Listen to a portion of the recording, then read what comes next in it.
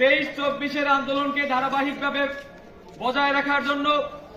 বাংলাদেশের সকল ডিপ্লোমা চিকিৎসকদের প্রাণের দাবি অধিকার আদায়ের জন্য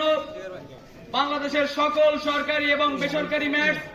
তাদের ন্যায্য এবং যৌক্তিক দাবিকে কেন্দ্র করে সকল সরকারি প্রতিষ্ঠান এবং বেসরকারি প্রতিষ্ঠান তাদের একাডেমিক ভবন এবং প্রশাসনিক ভবনে আজকে অনির্দিষ্টকালের জন্য বর্জন করে তালা প্রদর্শন করেছে। আপনারা জানেন যে আমরা যেরকম বারবারই বলে থাকি যে শিক্ষা প্রতিষ্ঠানে যদি নিজেকে চিকিৎসক হিসেবে নিজেকেও দাবি করে, আমরা ডিপ্লোমা চিকিৎসক হিসেবে আমরা শিক্ষা গ্রহণ করার পরও বাংলাদেশ সহ পৃথিবীর বুকে এরকম কোন রাষ্ট্র নাই যে জায়গায় ডিপ্লোমা চিকিৎসক হওয়ার পর অথবা অন্য কোনো ডিপ্লোমাধারীর পরও তাদের উচ্চশিক্ষা নাই। এবং আপনাদের আরেকটা মেসেজ দিতে চাই যে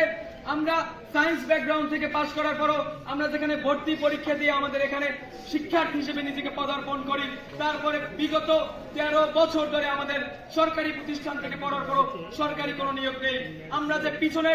আমাদের পিছনে যে বড় একটি সিন্ডিকেট আছে,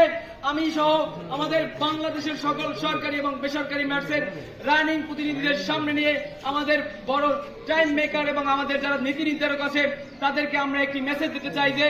বাংলাদেশের স্বাধীন হওয়ার সময় 1971 সালের আগে যখনই আমাদের দেশে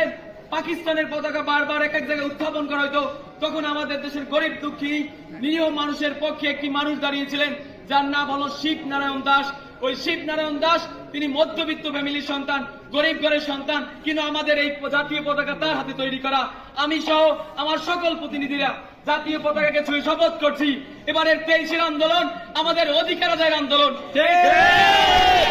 ন্যায্য অধিকার দাবি আদায়ের আন্দোলন।